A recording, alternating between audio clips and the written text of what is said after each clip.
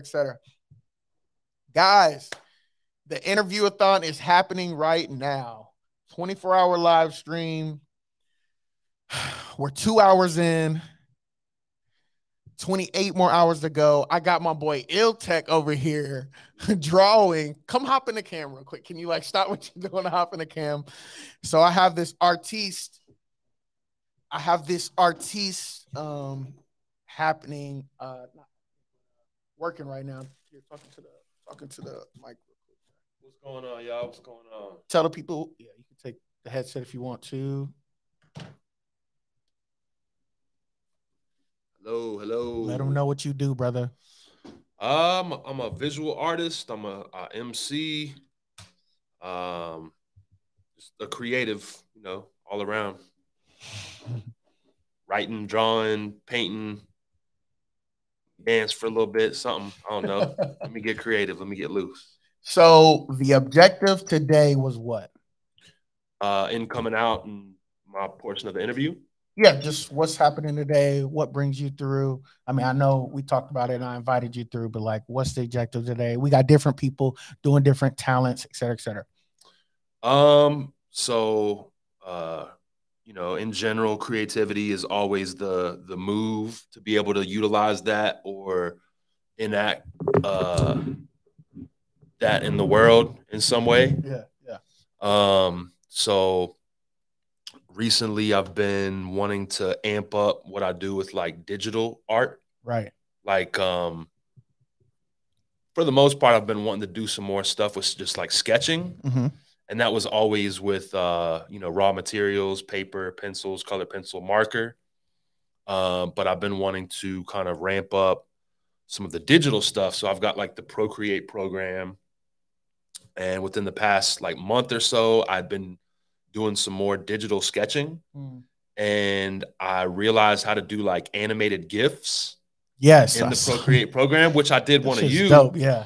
So like I kind of am coming out of like a little 3-4 month funk where I'm like getting active again. And I just dropped a 5-song EP about a month or so ago. Titled? Frank Lloyd Wright, which is playing off of the famous architect.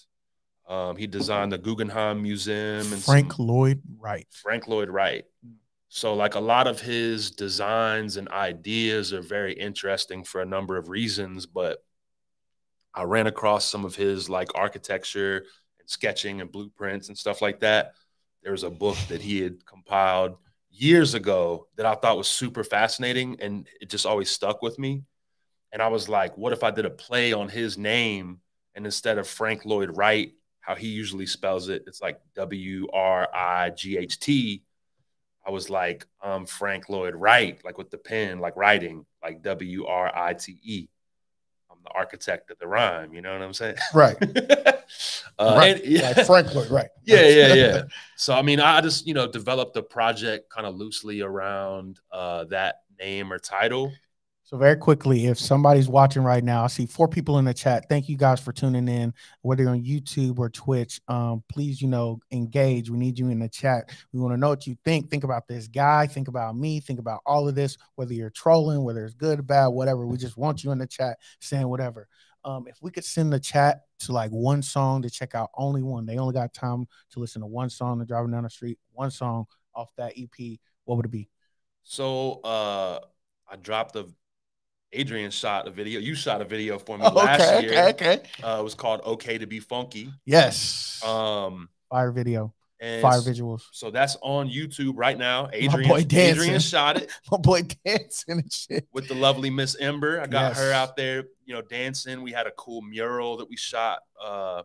We did the shoot in front of in Concord, North Carolina. Right. So right down the road, there's a local mural and it says "Stay Funky" on it. Stay funky, funky, funky, funky, funky. Yeah, we might can actually play this real quick. Okay. If you don't mind. No, that's cool. I mean, if you don't mind, my guy. I released the video last year as a single. What's your channel? J.Payne Creative. It's crazy how buried shit will get on YouTube. Like So many you people can are. search for the I might still hashtag, be a moderator. or you might be able to look up the title of it. There it is. J.Payne Creative, and this channel's for like music and artwork, or just It's like kind of like I kind of did a blend of some stuff. I've got a couple of videos that kind of highlight some of my art, and then the music stuff. I probably should have them separated out. Some stuff for the music, some stuff for the art. But I mean, build it up, shit. yeah. Okay. What's up, Sativa in the building? Look, we're giving away free stuff. I got my boy Jay. You want me to call you by Jason? Or you want me to call you by Iltek? Either way, I mean, it's crazy because like I don't know how to. and I mean like this is Click the probably link in my bio though. this is horrible branding 101. I'll just walk you through the worst ways of not how to do shit. Right. My name is Jason, but I sign all of my pieces J.Payne. Right. And then like people will meet me and they'll call me just J or J.Payne. I'm like, I don't really go by like some people call me that, but it's like, I don't know. So and then like so J.Payne or Iltek. Well, that's the thing. I mean, it's like I'll say you go by J.Payne. Fuck it. What are you branding more? Well, and again, it's like if I did a piece of art, I'm not gonna sign it Iltek. You know what I'm saying? Right. Like, so and then if you were going to an Iltek show, you'd be like, I'm here for my man J.Payne. I'm like, well, that's me too. But like when I do music, my moniker is Iltek. So do you need to switch your alias now, your artist alias? Why do I have to combine the two? No, you don't. You don't. I'm just you know what I'm saying? Yeah. But it's like you definitely don't. It's like you got actors, they have, totally different names, acting names, and they got their real names or artist names like you. It's like I'm thinking about starting up an additional business that has nothing to do with either or. And it's like you wouldn't look at my trucking business and be like, oh, that's Iltek Trucking. It's like, no, the name of the trucking company is something different. You know what I'm saying? So it's like, and then like authors might release a book under a pseudonym or whatever. Like Stephen King was doing a whole nother series under Richard Bachman. You know what I'm saying? Why he did that, I don't know. But I got the Iltek, I got the J.Payne shit. You know what I'm saying? We got Mr. J.Payne / Iltek in the building, guys. I see you guys in my IG chat. Look, today is the Interview-A-Thon. We're going live for 24 hours nonstop, back to back. We're interviewing different people. I got my artist friend in here. He's drawing digital pictures. We got a dominatrix coming through. I got strippers coming through. I got other artists. I got models coming through that's going to model some clothes. We're going to do some fit checks. A whole lot of everything going on. But if you want to see what I'm seeing, if you want to see the full screen, click the link in my bio, go to my YouTube or my Twitch. You can see the full screen. You can see what's going on in the background. We're about to hop into some games real quick. And yeah, we're giving away free prizes every single hour on the hour. We've given away 2 prizes, a Bluetooth speaker and a Bluetooth headset. So if you guys want to win that, you need to click the link in my bio and hop in my Twitch chat or my YouTube chat. Okay, Jason. Yo. J.Payne. Yo. Iltek. Yo. All 3. It's applicable. Let me give you some. Oh, wait. Let me give you some. Give me some noise. J.Payne. Oh. Yeah, I'm like, the air horns ready for me, man. Damn. Hold on. Where is that? Oh, wait. It is playing. Hold on. I had it working. Oh, here we go. Thank you. Too kind. For all 3 names that I go by. Thank you. Oh, no, we're not laughing, but except for all 3 names. All right, so look, this is what we're doing. I'm going to plug my charger up first. My computer up first.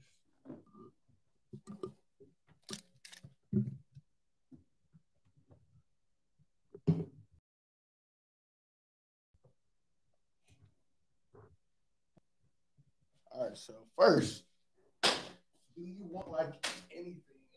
I got drinks over here. I got water. I got juice. I got oranges, tangerines. I got Coke. I got liquor. If you want to shop. My man ready for that 24-hour lock-in. Anything, water bottle. I'm good for now, man. Appreciate it. So look, this is what we're gonna do. So I have these ball, cube, whatever you want to call them. So what we're going to do. So what do you want to talk about? Topics, current events? Bro, to me, like the conversation is like always the dopest. You know what I'm saying? Okay. Like I just want to have dope conversations with people, but obviously you have other. Okay. So look, we have these blue balls. We have these color blue balls. So we have these different color balls, and this is kind of going to guide me through my live streams throughout the whole day, depending on who I'm with or what's going on. And if you guys want to see this, click the link in my bio, go to my YouTube. So look, we have these blue balls. So look, I'm going to choose one, and it's going to let us know what we're about to do. So you just squeeze in the center, or you can do it that way.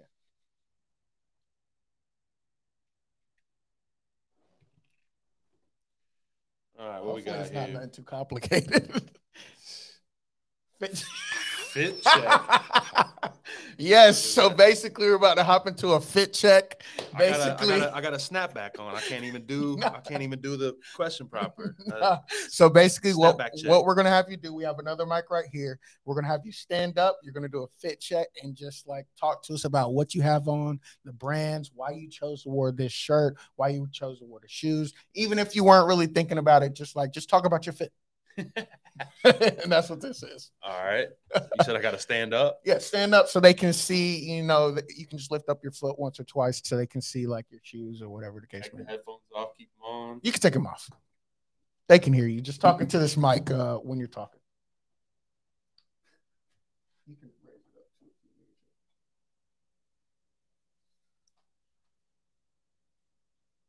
Congratulations. I got the most generic fit of everybody coming through today. Bro, you never know, bro, what's going to come through. Y'all got strippers coming through. I got the local coffee shop shirt on and shit. And my motherfucking work shorts and shit. Swift Daddy, what's up? Hop in the chat. My YouTube chat or my Twitch chat. Okay, what you got on today, bro? Man, I mean, I think the most relevant piece of gear that I got on is my local coffee shop shirt, man. Support Verb Coffee. That's a Concord-based company. I live in Concord, so I'm right up the street from Charlotte. Local coffee shop, man. Local owners. They make super good food. So to me, man, if I can get something local or organic, or the owners have something, additional with the extra step that they take in terms of like sourcing local ingredients or freshness, I think that's huge, man. We live in a world where like everything's commodified and packaged and branded and shit. And I mean, this is branding too, but like it's a local company. The people are super dope. They just opened up another coffee shop in Concord. They're roasting their own beans, quality food, man. And it's crazy because like I've been going to this spot sometimes like every day for breakfast, and there ain't too many like aspects of community maybe that I always plug into. So I at least go into this spot and I see people that I'm on a first name basis with and shit like that. So yeah, man, supporting that brand. So we got the shirt. Okay, what we wearing on the head? You already talked about it, but got a what's it, Carhartt joint. Luxury hat brand with a little funky colors and flavor to it, little camo top. Yes, sir. You know what I'm saying? So I had an art show, I think about a year or so ago, and picked me up the cap. Try to get some dope headwear. I didn't used to be a hat guy, but I ain't really rocking with too much up here no more. So do you shave your head now, or does it come in? Okay. I let it grow out for like sometimes up to a week. And then I'm really wearing the hat because I look like shit.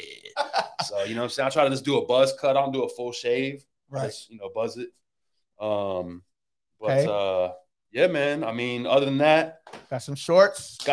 I'm a fucking mover. You know what I'm saying? I get busy. I sweat it out. So I got some damn old duddy motherfucking, fit check. I got some Garbo shorts on, bro. These are the moving shorts, man. I thought I was gonna do some. I like that. I'm gonna take that. labor stuff later on the day, man. So I, put on the work shoes. Okay. Cheap Asics, man. I got the $40 Asics. Concord Mills, $40 Asics. They don't know about the Asics, the comfort, $40. The comfort, the support, all of that. That's Asics, right. If you're a true runner like me, Asics, we get it in with the Asics. Running for film. My man ran across the country. Exactly. Why are there only 4 people? Why are there only 5 people in here, man? My man ran across the country, man. He's doing stuff for film. He's doing stuff for music. Right. Come on, man. Y'all tap in with my man. Stop bullshitting. Right. Real runners. You already know. 24-hour live stream going down right now. Interview-A-Thon. Please click the link in my bio. Go hop in my YouTube chat and my Twitch chat. We're doing a whole lot of different things. Right now, we're doing a fit check. We're doing a fit check. I got a belt on. It's like 10 years old. It probably stinks. My fit check is garbage right now. Ill-Tac. J.Payne. Whatever you want to call me. I got an old-ass belt on. This shit stinks. I need a new belt. A new belt, man. All right. Word up. Fit check. Okay. What we doing next? All right. Next. Do I gotta go blue balls again, man? Can I get a purple ball, man? Well, so this is for a certain segment. Oh, so you gotta choose out of that segment, yeah. All right. I think I put the fit check back in there. So I was hoping you pick it again so I could just get it out. Don't make me go through my gear. Squeeze the middle. All right. I think. Please don't be complicated either. Wow, we can't get into some complicated stuff, man. Music review. Music review. Okay. All right, this is what we about to do. We about to play the Stay Funky music video. Okay to be funky. Okay, the Okay to Be Funky music video. If you're watching, I don't know if you're watching. No, we're gonna watch this regardless. Okay. Would you rather review other people's music or do you want them to review your music if they're in there? I mean, if it gives a chance to highlight the video, you shot it. I mean, okay. Okay, so look, we're about to play the music video. If you're on Instagram, hop into my YouTube and my Twitch so you can see what's going on.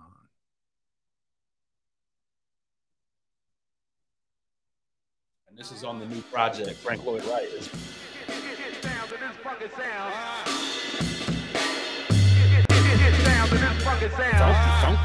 Funky. And if y'all end up watching this later, in the comments, let us know what you think. It's okay to be funky. It's okay. You might turn up your nose. It's just the beat that I'm bumping. Dive down in fresh clothes. I could be fresh out the shower, have me on some essential oils. Be funky as if my drawers were soiled. Ember, yeah, like work, no unemployment. Work, bringing sweat out of my undertee. Be funky like from under cheese. Speak with such profundity. Gold mines ain't no fun for me. What was this? I mean, I know it's last year, but what? Right at home. Beat from live right in the zone. Put that clothespin on your nose. Face heavy head not overdose. Face wrinkled, you smell something gross. This mega brain Coltrane Holy Ghost. Whoever smelt doubt, let your homies know. It's okay to be funky. You might turn up your nose. It's just the beat that I'm bumping. Dive down in fresh clothes. More hard debates, more the scrunch face.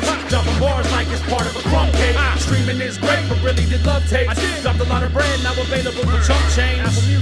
And they were freestyling too. Thank you to my 2 listeners. The funk to me do be intuitive. On this EP, funky tracks, 2 of them. I'ma go hard no matter the medium. Eating up beats cheap, got a greedy tongue. New consumers be Tweedledee, Tweedledum. Need a crate digging, got rained out. know where I'm from. Hit the break, grind me, slide with the tactics. I'ma rhyme on it, you limey bastards.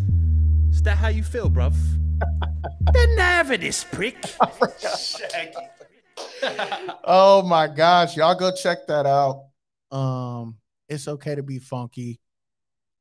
It's really okay. Let us know what y'all think in the chat. Whether if you're in here right now, you can drop a comment, or if you happen to see this later on, please leave a comment and I will be sure to relay this to Ill-Tac. Let us know what you think. Rate the video 1 to 10, rate the song 1 to 10, or just give us feedback. All right, next. All right. Cool.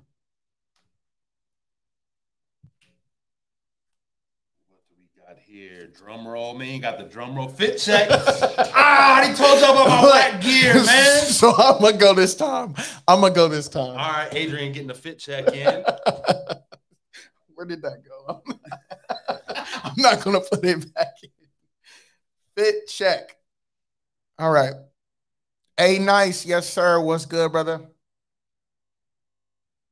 All right, so I'm also rocking some local custom gear. Local support is heavy in the building for sure right now. All right. Okay. All right. I'm a little shorter than this guy, but how tall are you? 6'4". 6'4"? Really? Yes, sir. Dang. I never knew that. All right. So me, I'm Adrian Nyce, host extraordinaire. You know what I'm saying? That's with a Y, not an I. Yeah. All right. So look, first I got my frames. This is, I don't know the name, but it cost $100. Frames be costing so much. And then I got Wavy Vision. It's a local street brand out here in Charlotte, the Carolinas. Y'all make sure y'all tap in with them. Wavy Vision. You can search them right now, get this hoodie, anything like that. We'll be giving away one later today. Then I got the Ross sweats. I got this from Ross. Yeah. Go ahead and go ahead. Yeah. And then I got the Puma slides on. The Puma slides. That was a Ross buy too? This was a Ross buy. Yes. This was a Ross buy too. You hit the nail on the head for sure. This was a Ross buy. And then I got the Wrangler socks on. We ready to go. Okay. Nice. Yes, sir. And that was the fit check by Adrian Nyce. All right. You got people watching the stream like looking at their own shit. Like, what do I got on? What's my fit check? Yeah. All right. Let's keep it moving. All right. Drum roll. Talk about current events. All right, now we get to hop into the purple. Oh, what is this? Are we blending the colors? No, so basically, you said I don't want to talk about nothing going on right now. I don't really want to talk about. Nah, so basically, if you choose a certain thing, it goes into a. It's like color. The specific focus. Exactly. Okay. Exactly. All right, so yeah, this is the current events bucket, and we'll keep it going with the current events for a little while. What's the first thing we got? Drum roll. I wish they had like a.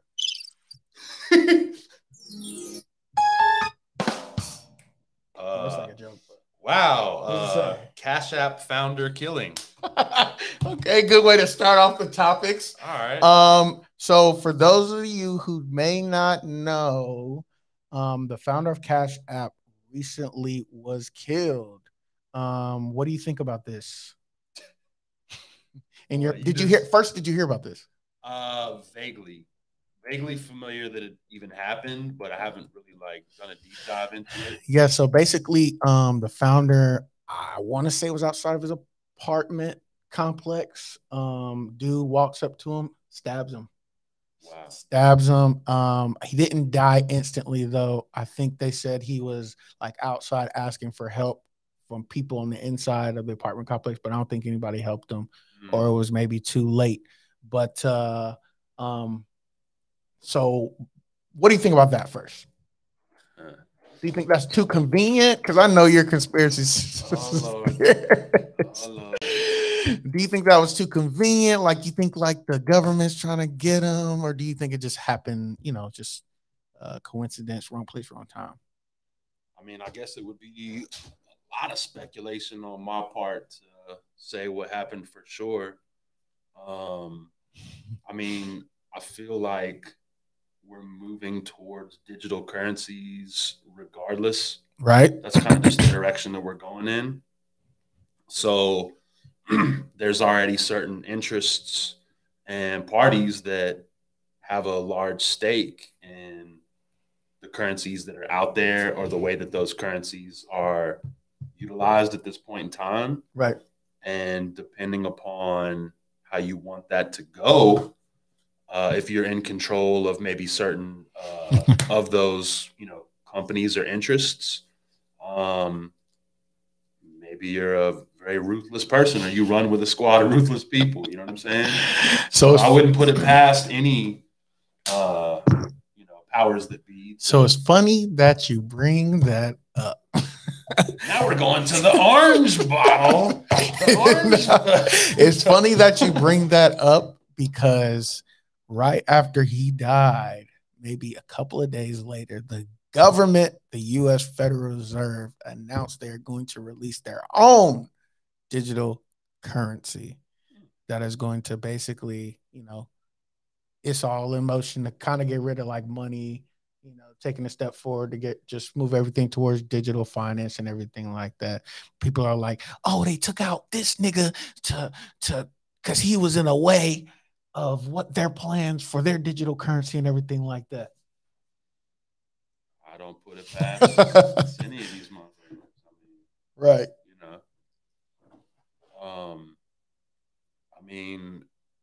I'm not very well versed in digital currencies, but right. From what I understand, like one of the first kind of like OGs of what digital currency even looks like would be PayPal.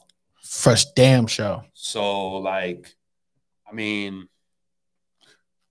if you're running a very small company, that can take a lot out of you. Right. A small company. Right. If you start scaling up, maybe you could run several businesses, but you need a lot of help to do that. Mm-hmm. And now you're outsourcing outside of yourself to maneuver and grow, to be able to operate how you need to and do it correctly. So look at a guy like Elon Musk. Right. How the fuck is that dude able to do the shit that he's a robot? He's an alien. That's what I was getting at. Basically, he's actually AI from the future. But divide and conquer, though. Divide and conquer. If all he has to do is just think and talk, and then everybody else does the, quote unquote legwork. Sure, you can be part of a board of directors or something where you don't necessarily have to be super involved with each industry. You have enough knowledge of a base knowledge of that industry or connections to finance where you don't have to be directly involved. Or even if he is, even if he's just say they're about to build a robot, all he has to do is be like, hey, you do this, you do that, you do that, you do this. He can help direct capital and resources and put it towards certain companies. So I'm not just necessarily saying that just because you do have your a bunch of irons in the fire that you can't be involved and grow out all these things. You can, you know what I'm saying, with the right team or group of teams. But what I was getting at was I don't think a lot of people know that Elon was one of the original founders of PayPal. Ooh, okay. So and then it was a very small group of individuals that that was their brainchild or whatever with PayPal. So if you start looking at some of the other guys, obviously people know a lot more about Elon. Right. But are you familiar with the other people that were involved in what PayPal is or was? So if you start looking at those cats, it's very interesting the things that they're involved in. And what are they doing now? There's a dude named Peter Thiel who has a lot of government contracts and is involved in a lot of other tech and stuff like that. And it's interesting that they used to dub themselves the PayPal Mafia. So usually Mafia, they might take people out. I don't know. Maybe I'm just putting two and two together here. It shouldn't be. I don't know. Anyway, it's just when you get money and power on a scale like that, I don't know. People do interesting things to make sure they get what they want. Money changes everybody for sure. We'll make you do some dumb stuff. For sure. Right. Let's keep it moving. Lost one. Drum roll. Chloe Bailey album sales. No help from Beyonce. You got to fill me in on something. I don't know. I got you. I'm about to put you on. I'm about to put you on. Okay. So Chloe Bailey. Chloe Bailey. All right, let me see if I put the link in here. Chloe Bailey. No help from Beyonce. No help from Beyonce. All right, so check this out. Chloe Bailey. So Beyonce, you know who Beyonce is, right? So basically, she signed 2 artists. They're sisters, Chloe Bailey, and another one's name is Haley Bailey. She's the Little Mermaid. She's going to be the Little Mermaid. You're making fun of her name. I like rhymes. Rhymes are always fun. Yes, Haley Bailey is her name, but she's going to be the Little Mermaid. But Chloe, she's more of the. They both sing and do music, and she signed them both as like musical talents. But Chloe's like the standout. You know what I'm saying? Like, you know how Beyonce was in a group of 3, but Beyonce was obviously the standout. That's how Chloe is. But Chloe recently dropped her album, and it only sold 10K units, which is horrible. You know, it's good for us because we don't, you know. Yeah, like, wow, she's a superstar. But, I mean, a good number would be like 70K or something like that. Okay. But they're grilling Beyonce because she didn't post it at all. She didn't give her no help promotion wise. Is she under her label or and something? She signed to Beyonce. I mean, what do you think about that?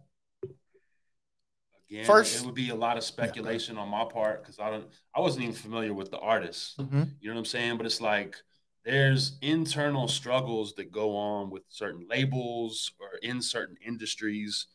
You know, like even me speaking on the digital currency thing. Right. It's like if you're not really plugged into those industries, it's really kind of hard to say what's going on behind the scenes. You know, so I just kind of made I was alluding to what may happen when certain, money and power is involved, in terms of like the digital currency thing, even within the record industry. I mean, like, my man that you interviewed last, he was like, yeah, now that I know kind of like what's going on with certain Hollywood weird shit, it's like, it's really hard to tell, man. It's like, people play favorites.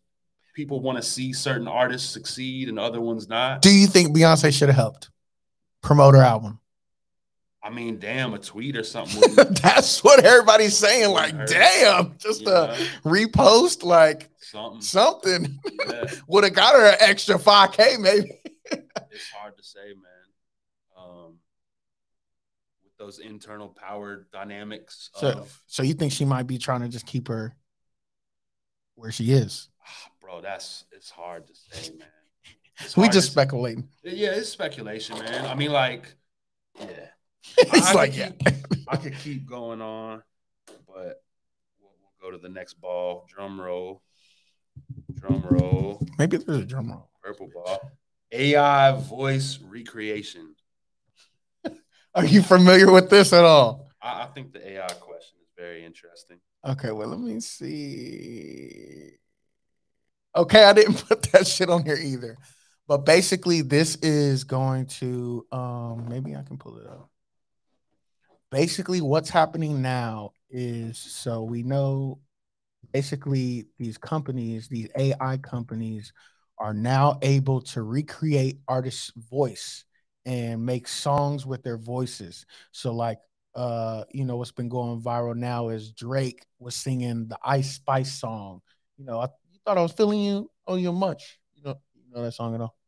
Her like hit or whatever. Yes, her hit. So, but it's the AI that sounds just like Drake, but they're singing the song, and they're doing it for everybody's like hits. So you have like Michael Jackson performing like a Weeknd song, or like Kanye, but it sounds just like them, et cetera, et cetera. So now the labels are asking that the streaming services don't accept the AI version. Exactly. Yeah, it's. What do you think about it? I mean, like, here it goes. I don't need to hear it. I didn't know if you were going to play it or whatever. But. I was going to play it, or if it was there, but you know what Drake sounds like. So it's crazy how close that shit is. I mean, the technology is definitely getting to a level that's like almost scary, right? In a way, because it can do so much, Right. But I mean, like GPT chat. Take the tech out of it to where we are with the tech. There's been a conversation around what even rights are sort of afforded to artists when it comes to things like copyright and stuff like that. Like these are conversations that have been a back and forth thing for a very long time. Mm-hmm.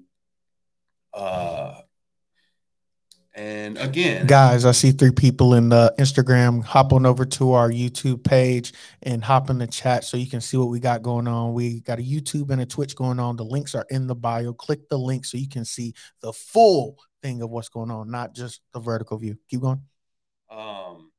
You know, with the other questions that we've just hit on or whatever, like, not to harp on this too much, but I just think it's really interesting when you start talking about money and power. What does that mean? What sort of energies, what sort of reality is there to what money and power can even be?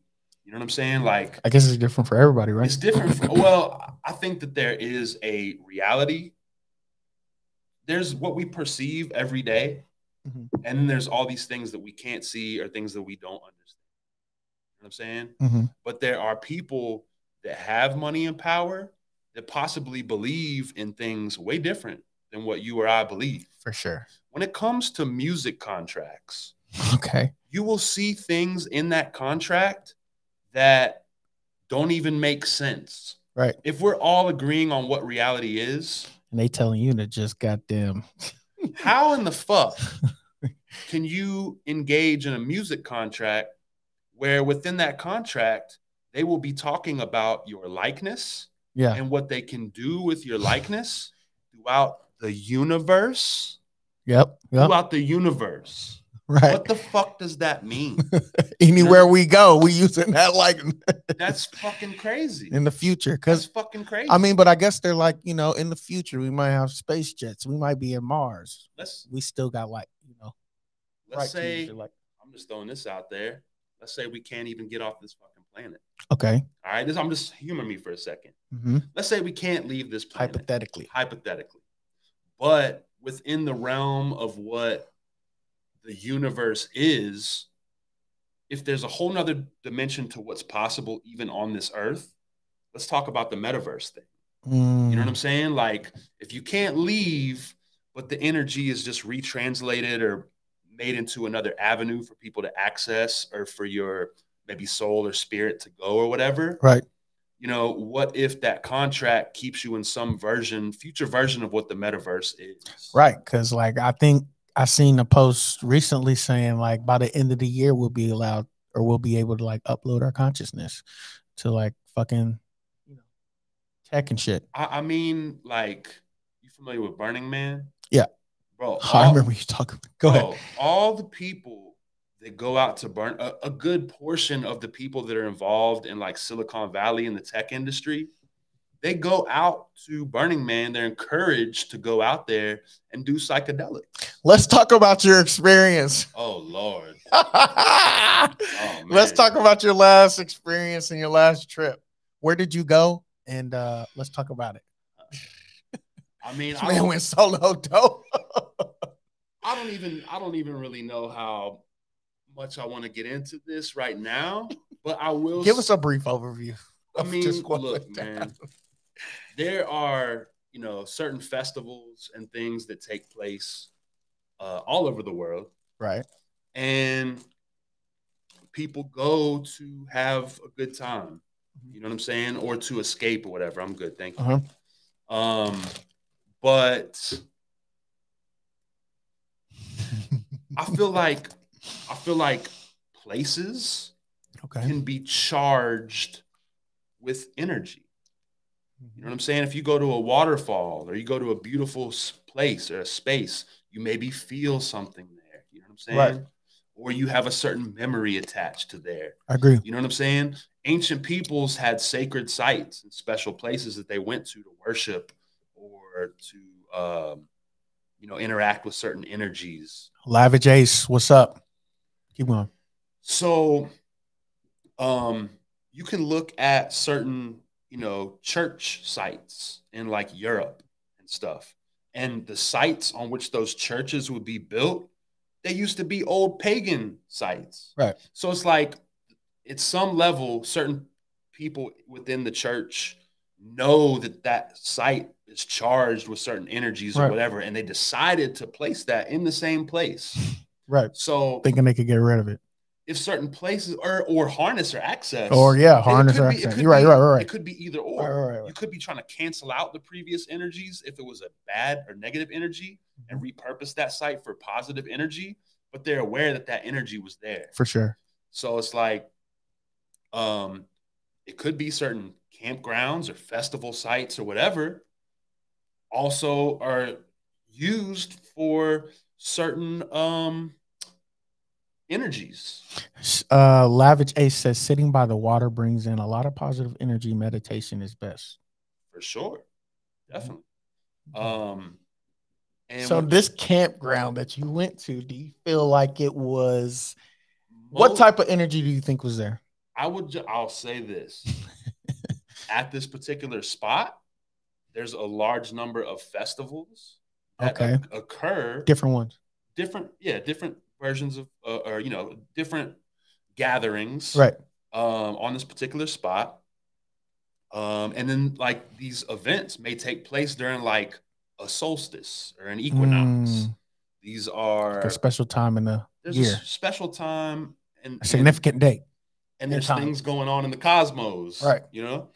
So it's like if you go to a specific place that's charged with certain energy already, and then the date or time when that place, you know, when all these people are converging on this place, if there's also something going on astronomically or astrologically that further charge, you know, that energy or that gathering, I'm not saying that it's always a negative thing. Right. It can be a great thing. It can be a positive. Yeah. There's a meeting of minds and there's a meeting of energies that take place in this spot.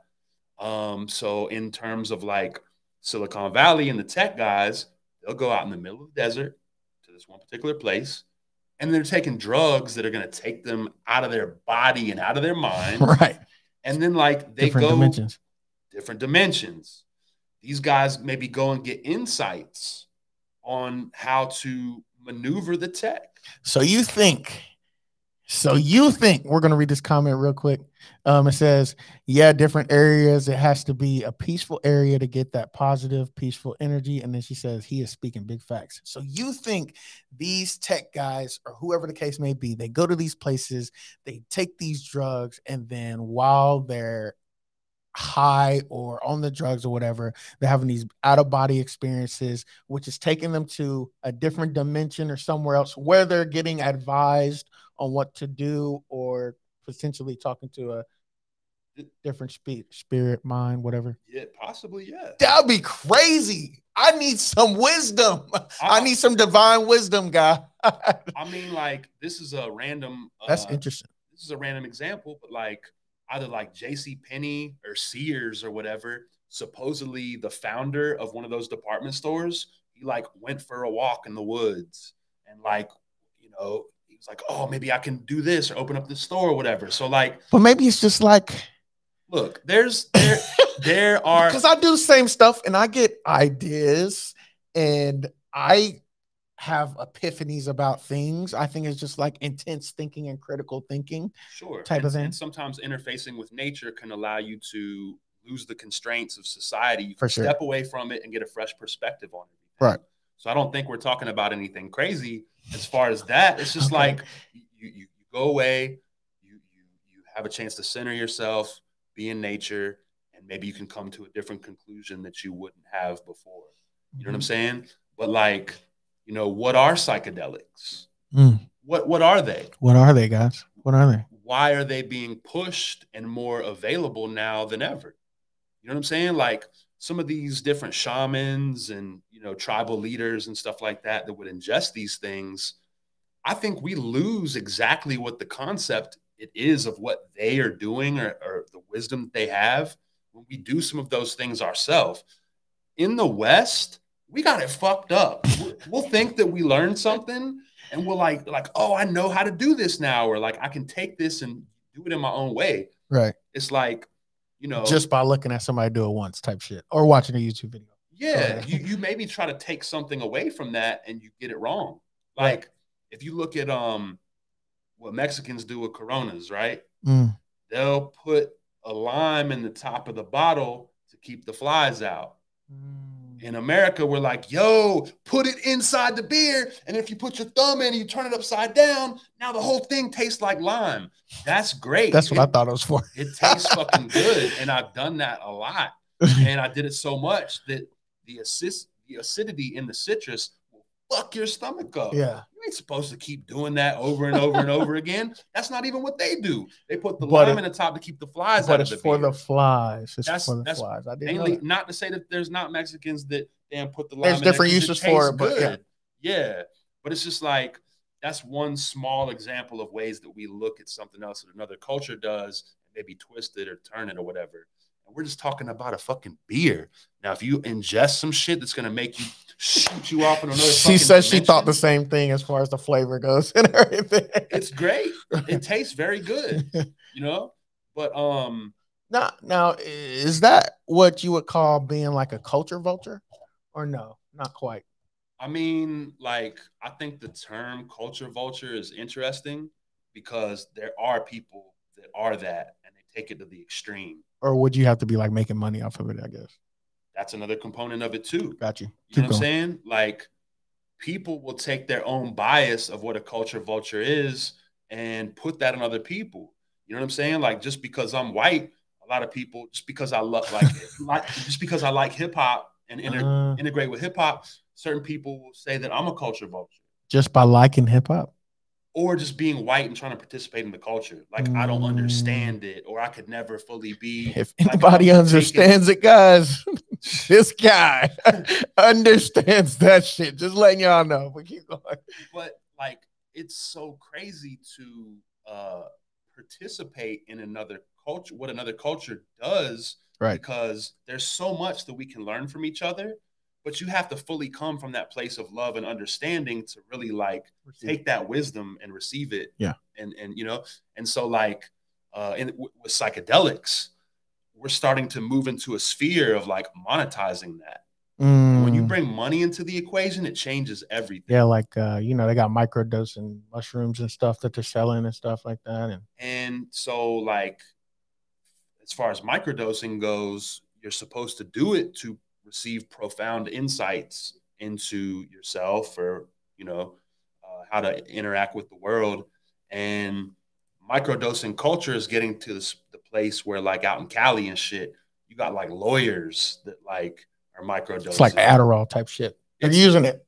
They're using it like a daily thing or whatever. And like, that's not what it's for. We could definitely be utilizing it in the wrong way.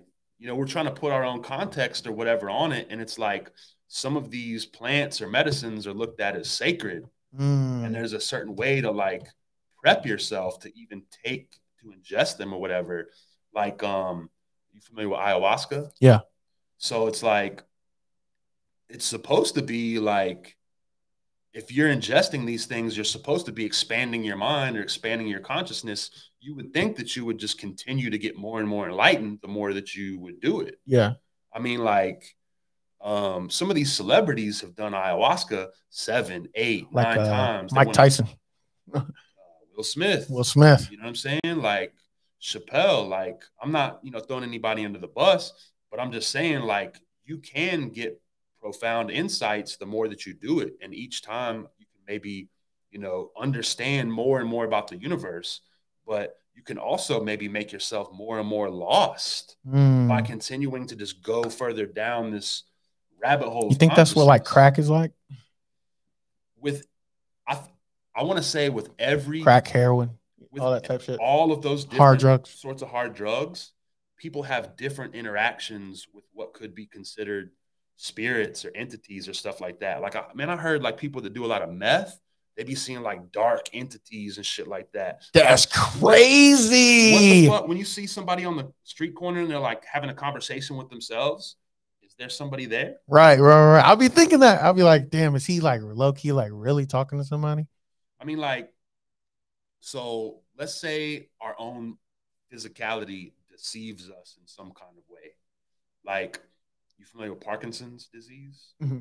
So, like, most of us know it by like the shaking or whatever. Like, if you get Parkinson's, you shake a little bit, you might lose motor control of your hands or whatever. Right. Say, right. My grandma had Parkinson's, and that was the only thing that I knew about it was the shaking and shit. Right. So my mom, like, after she passed, in my mom's office, I seen that she had a book on Parkinson's. So I was just like, all right. And I like flipped it open and started looking at it. So like our eyes produce dopamine. Mm-hmm. Like our retina and certain parts of our eyes actually produce dopamine. Okay. We trying to do drugs to get the dopamine. I want the dopamine. Can I please get more dopamine? Our bodies already produce dopamine. Our body produces cannabinoids. We smoke weed, but our body already produces cannabinoids. Yeah. So like with Parkinson's, your body stops producing a quantity of the dopamine that would naturally go to your eyes, right? My grandma was in her like assisted living joint, and she would think there'd be little kids in there trying to get chocolate and do different stuff. So there's a whole other reality that my grandma is interfacing with. Maybe as you transition out of this plane, you already start. Well, that's what I was about to say. I was watching this video that was kind of just breaking down like the 5th dimension, the 6th dimension, and you know they were saying there was like an infinite amount of dimensions. You know what I'm saying? And I don't know about infinite amount of dimensions, but if we're talking about at least maybe up to 12 per se. Well, they were saying that yes. So they were saying that it's impossible for us to even know what, like he was like showing us by like shapes and everything like that. So the shape that would represent like the 5th dimension, he was saying like this isn't even what it actually looks like, because it's impossible for us to perceive that, because you know we're not in the 5th dimension or whatever the case may be. But he's saying like it's definitely possible for us to be like, you know, might be people right here, not people, but just whatever right here in the same room with us, you know, in the 5th dimension. Yeah. Just looking at us or whatever. For sure. And I mean, like, that's crazy to think about, bro. Because we can't see that, these sorts of conversations, you're automatically put in a box if you're talking about any of this shit. Mm-hmm. However, the people that are creating our technology at the highest levels are like all about this shit. Oh, yeah. You know what I'm saying? You ever heard of DMT? Yep. So like motherfuckers smoke DMT and shit, right? Mm-hmm. They go to a certain place where they maybe like interact with some sort of being or whatever. There's been different people that have done different DMT trips, and they see maybe like the same person or the same entity in that space. So like, is there an actual physicality to that other dimension or realm? Look, man, I'm gonna tell you like this. I think when we dream, we go to a different dimension. And, you know, a lot of what you're saying, so like, you know, like lucid dreaming and stuff like that, bro, I'll be trying to communicate with these people with whatever, ask questions for like a time. I was definitely talking to some of these motherfuckers. Have you had multiple lucid dreams? For sure. Like because the reason why I started getting more and more control of it is because, you know, there's certain phases when you go to sleep that it happens, but like when you, I don't know how I was doing it. I can't put it into words, but like I was just became more and more aware that I'm dreaming, and instead of like immediately waking up, I just would somehow just get control of it and just be like, okay, I'm dreaming. What's happening in this dream? Yeah, you know, like.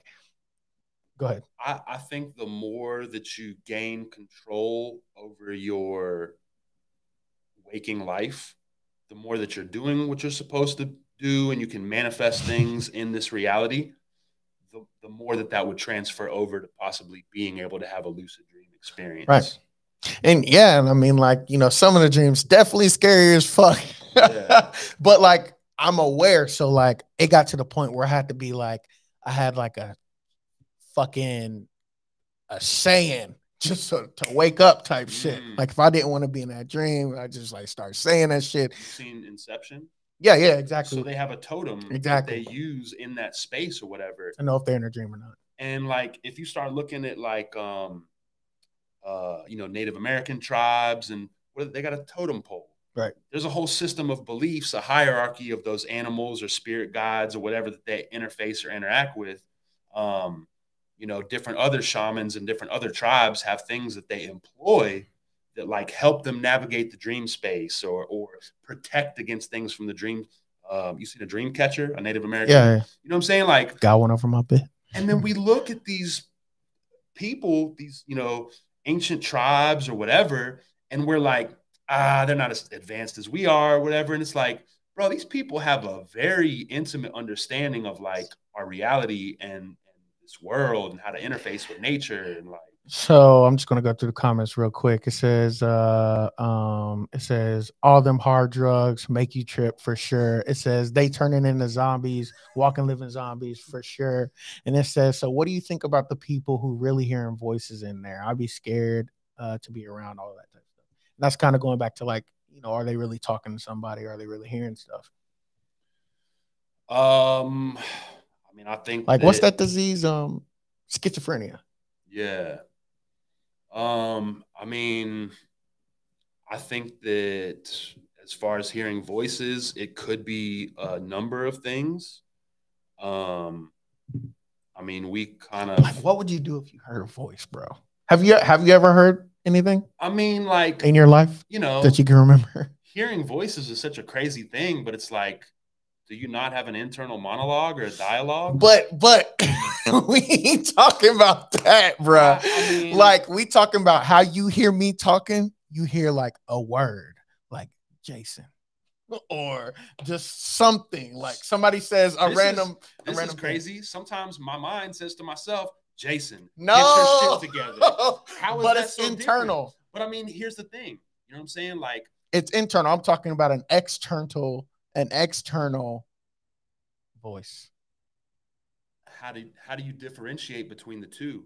I think that some people may have a thought that tells them to do something, and if they have no moral compass or a way to differentiate, it might, something told me to that dude Son of Sam, the killer. Hell yeah. Supposedly like the dog talked to him and told him to like murk somebody. It's like, where the dog told you? You know what I'm saying? You're saying it might actually, what we're thinking could be not internal is actually internal, and we think it's coming from it, possibly. I think. Well, have you heard a voice first off? Again, that doesn't sound like your internal voice. We have an internal dialogue. Are you wanting to say yes? If you have, let's talk about it. I'm trying to like state this in a way that like makes sense. It's like if I love doing impressions. Right. Where does that ability to speak in someone else's voice come from? I learn how they sound and then I can make their voice. Okay. Right. So like if Arnold Schwarzenegger starts speaking in my head, right, I already know how to do his voice and can do it externally. Mm-hmm.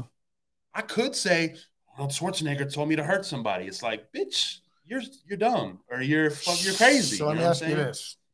We're in this room, right? Okay. Let's say we hear, I don't know, a voice down the hall type of shit. Just said, I don't know, blue balloon or some shit. Would you think that's internal or would you think that's external? You said it came from down the hall. It came from somewhere else. Yeah. I would probably think that somebody else was in the building or. But that's what I'm talking about. Have you heard any voices similar to that? Where nobody else was in the building, but it was not. Never anything to where what was going on in my mind seemed like it was coming from an external place. There we go. That's all I need to know, man. Yeah. Hold on. She said, I be having my own inner thoughts and stuff, but like someone talking beside you and you ask them who they are to, they say, "Oh, I'm hearing voices in my head." I mean, like, which is kind of what you're saying. Again, when it comes to that person on the street corner, it's like having that full out dialogue or whatever. Maybe they've lost control of their sphere. You know what I'm saying? Like, that governs or protects them. And through certain drugs or whatever, you've now eroded a piece of your brain or a piece of your mind that would keep that energy separate from like interfacing or interacting with you. You know what I'm saying? Like, I don't think that you should ever, any sane person per se, have that outside influence where it's affecting them to like outwardly be weird and shit. Having a conversation or to scare somebody else around you. It's like, what are you allowing in, or what have you allowed in through, having drugs eradicate that protective. I talk out loud to myself. Like, what if they're talking to somebody in the fifth dimension person talking to them? And it's possible. I mean, okay, so like if you pray, right, a lot of the times that may occur completely within your inner sphere. You know what I'm saying? You are thinking those thoughts to God or that higher power, your creator or whatever, and you don't necessarily have to externalize that. Right. However, I think that there is a powerful component to speaking certain things into existence. Or maybe like if you do feel genuine enough about asking that prayer or whatever, if you speak it, I now think it gives it more power than it would if you just kind of kept it to yourself. Right. We are told that the world was spoken into existence. Creation was spoken into existence. I was just listening to a podcast on the way over here, and the lady was talking about health and diagnosing health. She was saying that the most important thing that she is going to attribute to somebody when it comes to diagnosing them is what the person speaks about what their condition is or what they're going through. Mm. You consult all the medical textbooks that you want, but the most important thing is how that malady or illness is affecting that person and how they're able to articulate it. Because at some point, I think that what we believe about our own health comes into play. Like, you familiar with the placebo effect? Yes. The placebo effect. There's also people who are hypochondriacs. They think they're sick all the time. They actually make that a reality for themselves, I think. So, well, what about like seeing things? Do you think it's the same? Is that internal, or do you think they're actually seeing shit? I mean, again, like, with the Parkinson's thing. Like, they can be if our body already produces dopamine and it like doesn't allow us to see certain things, and then our body stops producing that chemical, now we're able to maybe witness things that we couldn't before. People are taking in ayahuasca, LSD, they'll start to see things. Maybe some of those things that they see are a projection of their own mind. Maybe there isn't a reality to, some of these things. But it could be like an interesting pathway. Do you believe in spirits? I would, yes. Or other entities, other things? Yes. Not you. Yes. That are separate from your mind, not being created from your mind. They're just there. And I think that there is a reality to other spirits, energies, entities existing. So in our reality, so like the like we were talking about the tech guys who, they're going out doing these drugs, or just in general, they're being exposed to these other entities or whatever the case may be. Do you think it could possibly be like an internal, not energy, but idea, feeling, I guess energy, something that's being projected into this form, this entity, if that makes sense? Like, or do you think it's actually like a separate type like of thing? Them ascribing whatever ideas that they come to, or realizations that they get? Yeah, and it's just drugs being projected into a vision or some type of other entity. In physical form. Or not physical form, but you get what I'm saying? Or do you think they're like actually like, my mind is gone and I'm talking to something else? Because that's what they say dreams are. Like, for example, like dreams, you know, the stuff that you see in your dreams just represent internal conflict or whatever that's going on, type shit? I kind of zoned out a little bit because I was looking at the young lady's comment right here. So like as an example, like say I'm dreaming and I just I'm in a dream where I'm just running. I'm in a dream, I'm running, and beside me is a lion or something like that. And I'm talking to the lion. Like, do you think like that's kind of like what their trips are like? Or do you think like, because you know what they would say, the lion just represents something that you're feeling and you know, all that type of shit. I recently heard somebody say that every symbol has 7 meanings. Oh shit. Okay. Let's just say that every symbol has more than one meaning. Okay. We interface and interact with so many symbols on a daily basis.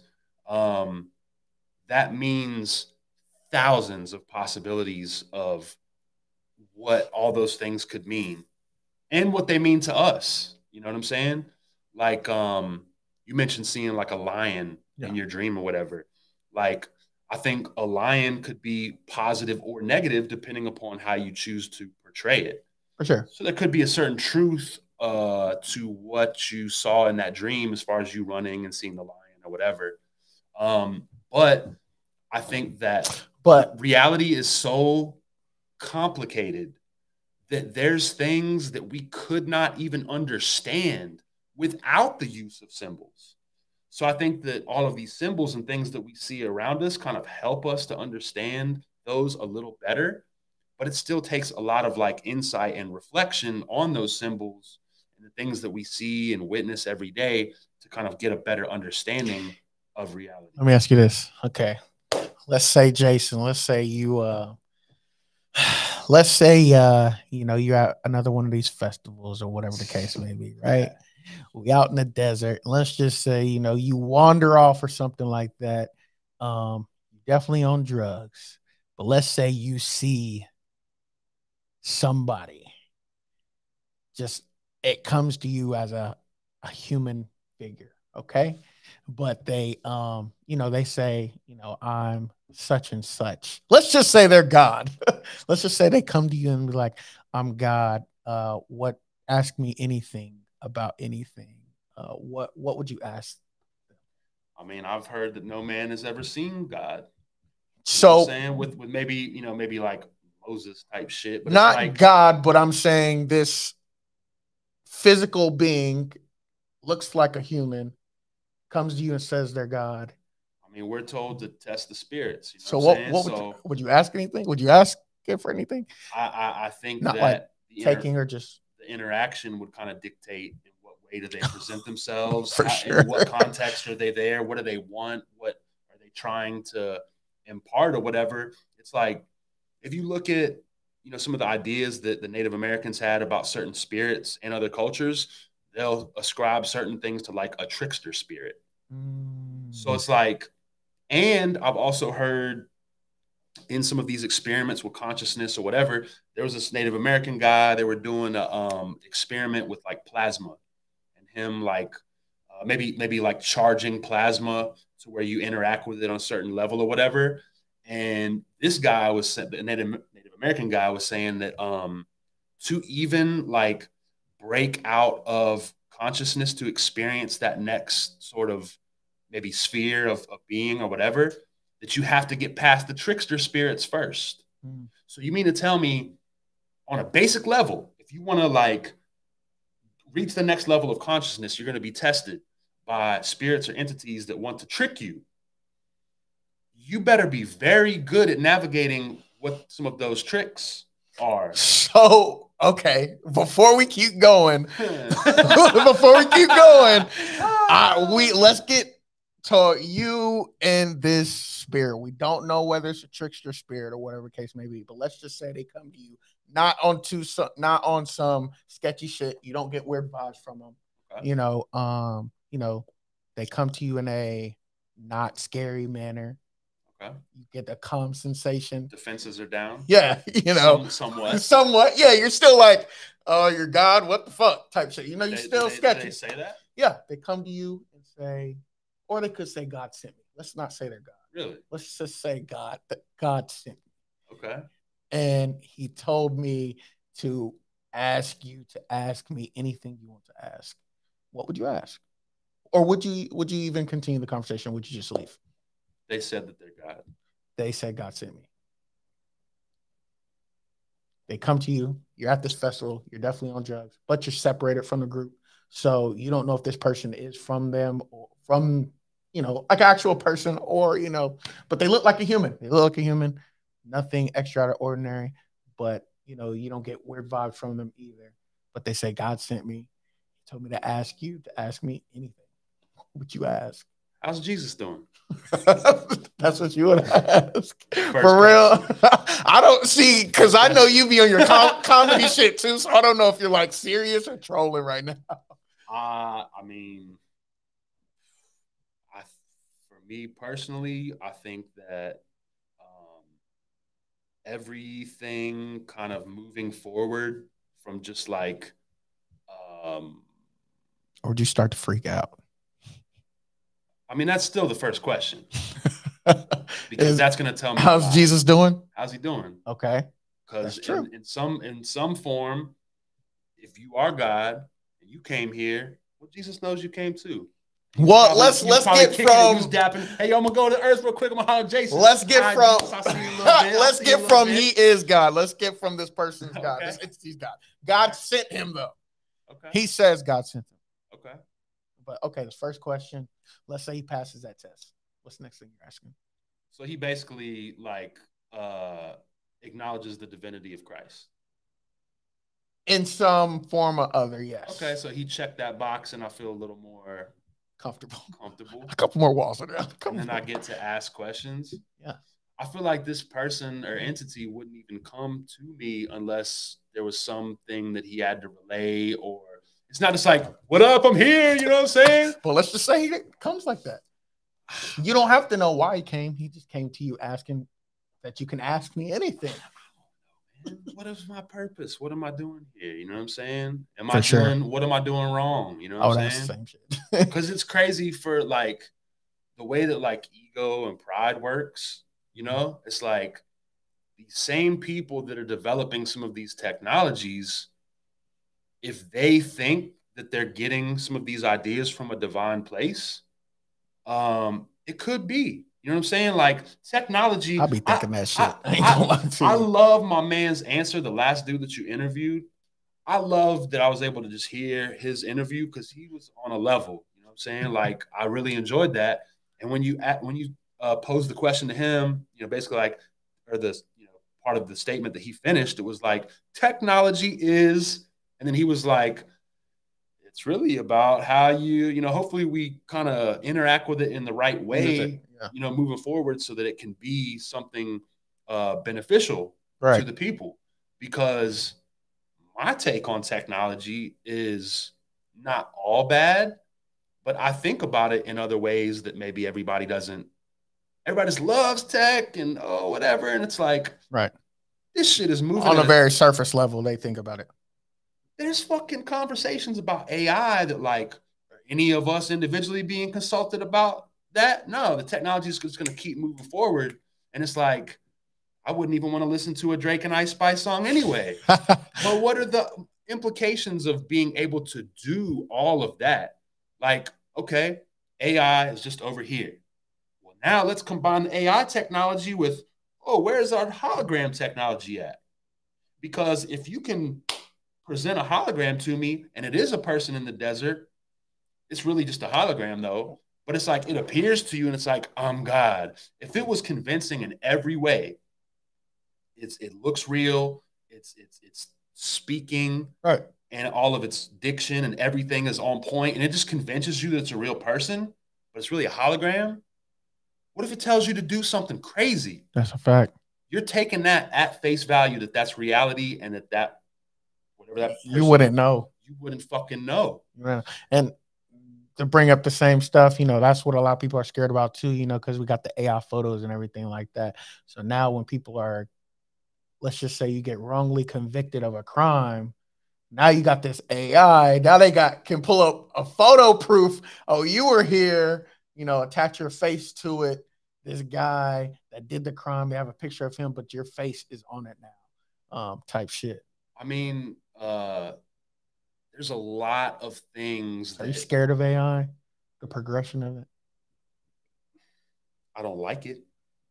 Do you think there will always have to be at least one person, one human there to aid AI, or do you think it will eventually become like self-sufficient type of thing? I mean, humans are definitely programming it, at least to get it to where it's at. So I think there will always be the residue of like human involvement in it, and we'll kind of dictate in what direction that it goes. Mm-hmm. But like, I don't know if you ever heard of like, I think Google designed a way for certain operating systems to like communicate with each other. That's dope. They started developing their own language. That's crazy. And I think they shut it down. You know what I'm saying? If there is a certain reality to energies that we can't see, or that those energies interact or interface with us in some kind of way, I think regardless of the human programming that goes in it, that some of those forces may possibly change the reality of what gets made or birthed through technology. So do you think we're real? Or are we a hologram? I mean, like, you got to look at some of these. What do you guys think in the chat? Are we real? You got to look at some of these theories that are being thrown about. You know what I'm saying? Like simulation theory is one of them right now, which basically is saying that like we are holograms or whatever. And it's like, with some of these theories, I think that there is a truth to some of that. I mean, like, there's a lot of talk about the rainbow people these days. Rainbow people? What's that? Oh, you talking about the LGBTQ community? Okay, I thought you meant like there's people in the rainbows. What? Yeah. There might be. They're called leprechauns. You know what I'm saying? But I feel like we are rainbow beings. We are mainly made up of water. What happens when light goes through a prism? It creates a spectrum of color. For sure. And that spectrum of color is the same every time it's presented because there's a certain density to light. You're never going to see a rainbow in the sky and the colors are flipped. Those colors are the same way for a reason. Every single time. That density of light presents itself in the atmosphere structured like that, right? Now, look. Go ahead. I would like to see you on a certain show with a certain somebody. So Joe Rogan. Go ahead. Interesting. So a rainbow presents itself with this stack of colors, right? It's always going to present itself like that in the sky. Right. The chakra system, you familiar with chakras? So supposedly we have an energy center in our body that like is represented by certain colors, right, or whatever. That color system is flipped in our body. As opposed to the rainbow. Our eyes flip. That concave. There's interesting things with like film and stuff that I would love to chop it up with you, because like there's some very interesting things about film and photography and all that and how it's manipulated. And so you're saying the rainbows are really the same way that our chakra systems are set up, but we're just seeing it upside down. We see it like flipped. Yeah. I think that there's something that's dope. Like, I've been thinking about this for a while and kind of like trying to figure out how that plays into how we like see and perceive things. But I think there's something there. For sure. And so final words. Okay. I'll keep going. Yeah, no, he just totally went from like AI to just talking about beings and I'm taking over the 24-hour stream. I'm taking over the we got 24-hour podcast. We got nothing but time. We got 24-hour podcast. Look, we got nothing but time. I hope y'all join us. Final closing words. We're not alone. Stay vigilant. We're not alone. All right.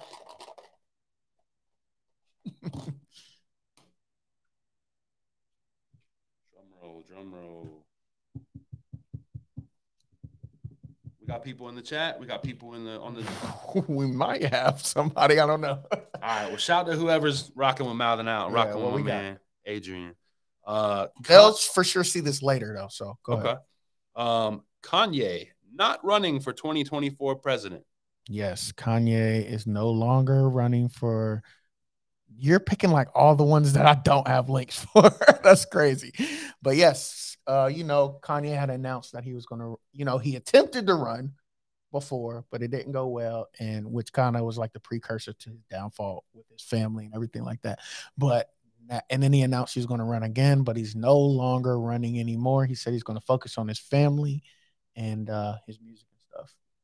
How do you feel about that? Do you think he should still attempt to run, or just like everything's not meant for everybody? I think you said that very, very well. Everything is not for everybody. And even I think the importance of who we, the importance that we attribute to whoever is in office at that level, like part of me feels that when you get to that level, and even the things that go on in DC, at a certain level, it has nothing to do with us, or like we can't affect like that level of power or politics in a certain way. It's almost like needing to plug in and engage with our own community. You know what I'm saying? Like, I don't know who the Charlotte mayor is. Yeah. I don't know who some of the people are on city council, even in Concord. But like, those would be the people that you could actually tap in with to make a difference in your own community. For sure. And we're looking like all the way to Washington. Man, you can't change certain stuff on some of those levels. You know what I'm saying? Like you've heard of like be the change that you want to see in the world, right? Right. So it's like, man, there's things that we could do for ourselves that would drastically change our reality. For sure. And like, God bless Kanye. You know what I'm saying? Like, I hope that he's able to like bounce back like he always does. Focus on his family. You know what I'm saying? Focus on making that good music or whatever. I think priority. I think it's interesting when people are like, if an artist makes like a controversial statement or whatever, they'll be like, man, just shut up and focus on the music or whatever. You know what I'm saying? It's like, bro, you got to understand that artist's insights into the world and how they view the world allows them to make the music that they make. Big facts. So like, I want to hear what some of these artists have to say. Kanye? I think that Kanye has he gets a lot of it right. Okay. And there's a lot of it that he's very, very wrong about as well. Got you. You know what I'm saying? And when you're at that level of power and influence, I think you can be easily swayed by the people in your circle or whatever, because they're not where you're at. You know what I'm saying? They might be salty about their own path in life, or some of the decisions they've made or whatever. So even when they're giving you advice, if you're that celebrity taking that advice from your people, it could be good advice, or they could have the best intentions or whatever, but ultimately it's for that celebrity or that person of influence to like center themselves and figure out the best DMT, desert, ayahuasca. No, I'm just fucking go visit them entities. And I'm not completely ruling that out either. I realize that sometimes my stance will be so strong on something that like it's not always necessarily negative or whatever. Right. Bro, that celebrity could take all the steps of like, okay, before I do this ayahuasca journey, you know what I'm saying, I need to fast for a couple of days, or like whatever the shamans do. Yeah. Maybe they go through all that and they come back and they have some profound insights into themselves or ways that they could help the world. I'm not putting that past anybody, you know what I'm saying, on their own journey or whatever. It's just like other forces within some of these industries or whatever, especially when it comes to money being involved in it, may sometimes be pushing us in a certain direction that gets us off course. So, we got one more. Drum roll.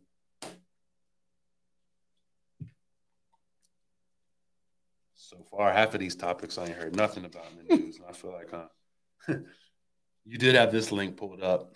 Girl gets banned from Tinder. Oh, watch this. Watch this. Yes, girl gets banned from Tinder for sleeping with 6 guys each night throughout a week. So like 6 guys each night.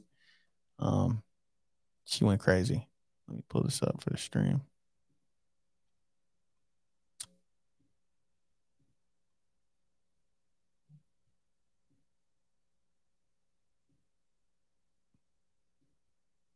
All right.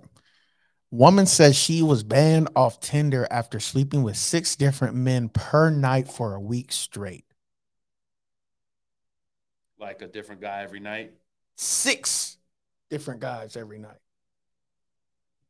What? Let me see if I can get this shit going. No. Bruh.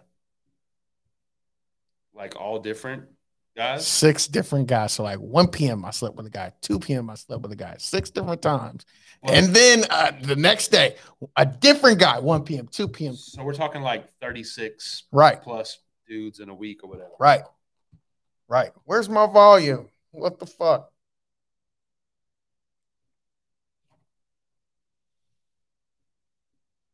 Oh, okay. You ready? You said almost all of these guys from Tinder or dating apps. Tinder or Bumble. I got kicked off. I got perma banned off Tinder. They will not have me back. Eventually, it got to a point where like I was 19 and I got kicked out of my house because I was like bringing over 6 dudes a night. Like it just was never enough. What? Wait, 6 dudes a night? For like a consecutive week, yeah. So 6 times 30? Well, 6 times 7. Well, she said, wait, 6 times. Well, I'm thinking a week, Monday through Friday. No. Weekends were my rally days. What do you mean? Oh, would you slot them in like 7 p.m., 8 p.m., yeah. 9 p.m., 10 p.m.? Yeah. Yep. Okay. And then I would even, oh, sorry. No, go ahead. I'd say I would even like have like my backup guys to where it was like, if this guy didn't come tonight, then I would invite this guy. Are you using protection? No. No? No. Mm-mm. Okay. And you were meeting, you said almost all of these guys from Tinder or dating apps. Tinder or Bumble. I got kicked off. I got perma banned off Tinder. They will not have. What do you think about that? Wow. What? Do you think Tinder should be able to ban somebody because of how frequently they're having sex with whoever? Ah, man, like,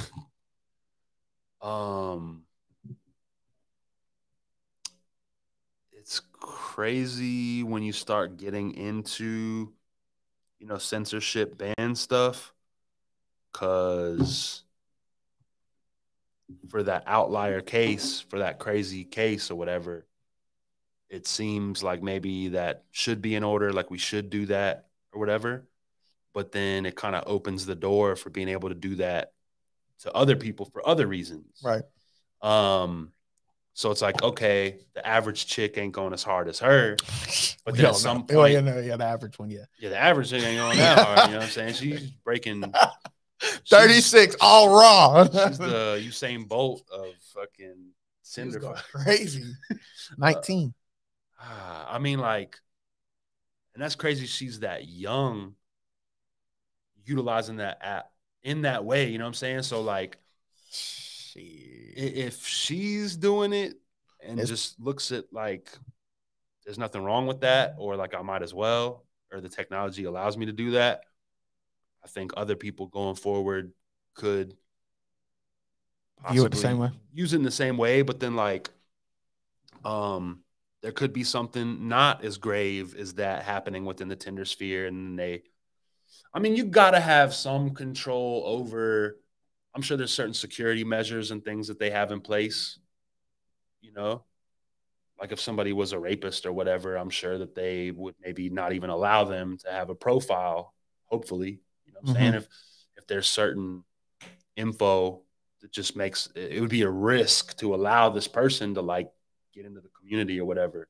Right. We fuck shit up. We put certain parameters on certain things to protect others or whatever. And I think certain companies should put certain things in place depending upon what your business is to protect people. Bouncers have, or nightclubs have a bouncer, you know what I'm saying? That's something that you do for your company to protect your patrons. Right. So, I mean, like, I don't know, man. She definitely is like going fucking hard with the shit. At the same time, though, it's like, you know, should she be banned? If you're Tinder, are you banning her from using that? I guess the guys. Because of how hard she's going. I guess all the guys thought it was a win. I mean, for damn sure. Most guys just want pussy. They don't care. But going back to what you just said, to avoid other people viewing this as an okay type of thing, we want to get her off the platform. I mean, or is that like killing some type of freedom? Yeah. Damn, it's a tough one, man. You're Tinder. Are you getting rid of her? Yes or no? I mean, like, yes or no, then you can go in. Are we getting rid of the bitch? No. No? Okay. Can I say why? Why? Go ahead. In taking that stance, Tinder is, you could say that there's a moral component. Okay. To what they do. But in general, with the format that they allow everybody to like interact with, it increases hookup culture. For sure. So like, is there anything in anything that they do that would discourage people from just being a fucking dirty slut? Yeah. Is there anything that Tinder is about? You know what I'm saying? Like, it could be they have some other sort of program. Yeah. You know what I'm saying? Like, where they sort of help people figure out healthy relationship practices or whatever. Right. Or like, and it's weird too when you like team up certain industries. Maybe there's a good intention to it, but like, people will find ways to if you're not use that shit. Exactly. And if you don't realize all the different ways in which things can go wrong, it could be hurtful to people. Like, have you heard of the whole like virtual counseling or virtual therapy phenomenon? Maybe. Go ahead. They got stuff like BetterHelp and different sites. Just like therapy, but just virtually, right? Yeah, like through Zoom or whatever, right? Like, if you start looking into certain stuff that goes on with like even that industry, sometimes some of those sites or companies, it's like a pill mill. Like, you get to talk to somebody real quick, and very quickly they can like shuffle you towards being able to get on some sort of medication or whatever. You know what I'm saying? So like, are you really providing effective therapy for the person, or is the system set up in a way where like you just want to get everybody on meds? Damn. A lot of the therapists that are involved with some of those companies, they contract out the therapists, right?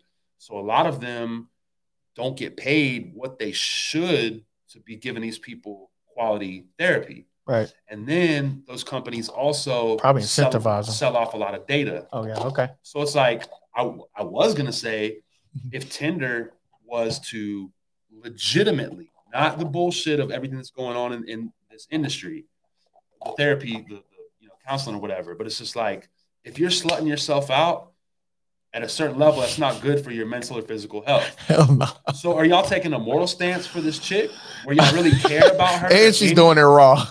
And she's going raw. So like HIV, STD, damn. It's just like, if all of a sudden Tinder wants to take a moral stance, they got to do it for everybody. They got to do a bunch of other things within their service to let people know you don't want to be slutting yourself out, especially at that age. You don't have a raggedy roast beef pussy by the time. You know what I'm saying? Like a little notice, or like, you know how like a little warning sign or something like that. Something. I mean, like, and then I think that just in general, you lose out on a lot of what we're supposed to experience as human beings when you just transfer everything over to digital stuff. You know what I'm saying? Right. Like Tinder, any sort of relationship sites that do stuff like that, you know, instead of it all being tech-based, damn, what if there was a component in the real world? hey, Chicago, hey, this market, we're hitting your city, and we're like running seminars and programs where we're helping people to cultivate healthy relationships and shit, man. That's what you need to. That's what they need to be doing. Yeah. Instead of banning bitches, ban them, but then, oh wait, no, don't ban them, but you know, educate everybody. Tinder's like, all you raggedy roast beef bitches, we're coming for. Move to the side. Hey, let's hit it again. Last one. Hopefully it's a good one. Drum roll. Here we go.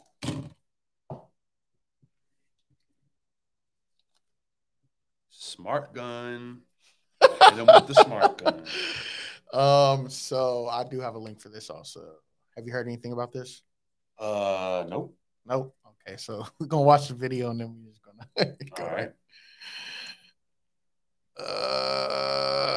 Okay.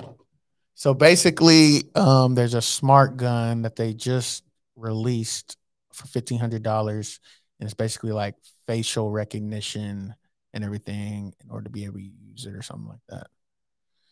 Smart gun with facial recognition and fingerprint unlocking system hits the market. What do you think about it? What do you think about it? Is that good? I think it's almost like, I think it's good, right? So it's got like a camera on it. I'm imagining so. I don't know how. You are not authorized to kill this person. I mean, yeah, I guess so. Just like your phone, you're not authorized to use the phone, but I mean, it would make sense because they're getting rid of all of these gun laws, or not getting rid of them, but just allowing people to carry concealed weapons and all this stuff without permits and stuff like that. So now, if you have a gun that's only to you, then I see what you're saying. It's more of like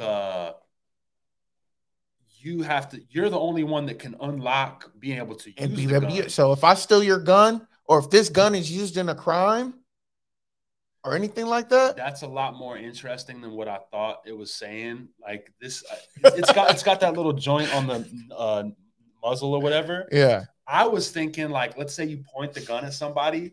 It's like facial recognition of the person you're about to shoot. And then you're like, you're not authorized to shoot this person. You know what I'm saying? No. And then it's like you end up getting killed because like the gun doesn't give you permission to like shoot somebody or whatever. But yeah, to use it. Just like your phone. Actually not bad. Right. I mean, at the same time, though, it's like, you ever went to like hit the thumb pad unlock on your phone and it doesn't read it and you got to like do it a couple times? Don't use none of that. I mean, even though they still are getting my thumbprint and looking at my face, I don't use none of that shit. But I get what you're saying. I wasn't super excited about the thumbprint joint, but like, my joint is coded to my thumbprint. So like I usually do that. Yeah. But then like the iPad wanted me to set up the facial recognition. So it's like recognizing you. I haven't enabled any of the facial recognition on my joints. Yeah. But like, with the fingerprint shit. So that's good though, because like I can't. Let's just say you have a significant amount of valuable designs only on your iPad. I cannot get to that to a certain point or whatever. But it's like there'll be times where like I try to unlock my phone with my thumbprint and it doesn't read the first time, so I'm trying to like do it a couple of times. Can you imagine being in a life or death situation where you like pull the gun out and it doesn't work and it's not reading properly and you end up getting murked because it's like, or what if like your thumbprint changes, like it could get burnt off or just any type of thing, like then what? I guess you get a new gun or whatever, but ultimately it's good. I think we may be moving in the right direction, kind of, sort of. But then again, it's like, you can say the technology isn't necessarily good or bad. It's the consciousness behind the design, or how people choose to use the technology. And I think that sometimes when you have all these checks and balances in place with certain technologies that, people can use that to their advantage as well, Let's do one more. That one's pretty quick. Let me know if you guys agree. Drum roll. This is a do-over right here. It's the AI voice recreation.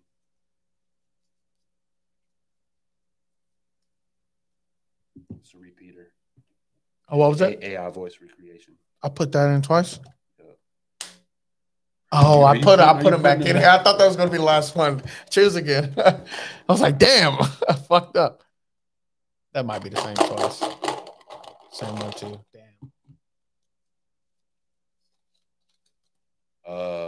Whoa, Vicky calling out Lil Nas X for not being gay. Yes. I'm gonna let you watch the video. I've heard of the accusations or whatever. I mean, I don't need to really see the video. It's just how can you properly comment on it without seeing the video? Oh, I mean, for the chat or whatever. I got to show the video. But go ahead. But so you know what's going on. Whoa, Vicky was basically on this podcast, and she basically said she went to school with some friends that said basically Nas X ain't gay.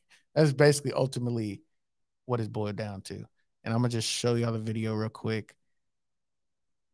And then let me know what y'all think. And then we can get into like industry selling your soul type shit. All right. So that, been lying about being gay. Who gives a fuck? Okay. Boom. Here we go.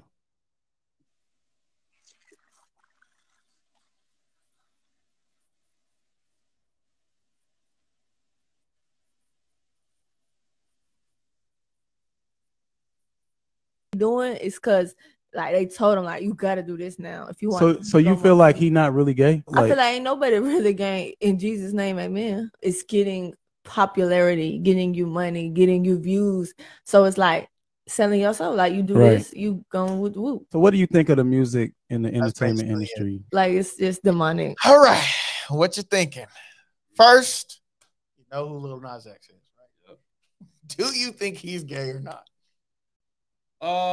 I mean, from your perspective, I know it's not your place because you don't really know him, so you wouldn't know anyways. But just from what you see, I mean, I think she hits on some interesting things with right. At that industry level. It's like if somebody basically, if somebody was to come to you and be like, "Hey, I give you $1 million if you just go do some gay ass shit," a lot for of the world, a lot of people would compromise maybe where they stand on certain things, when it comes to that amount of money. And he was doing all that weird shit, like the music videos with the Satan and all that other bullshit. That's just crazy.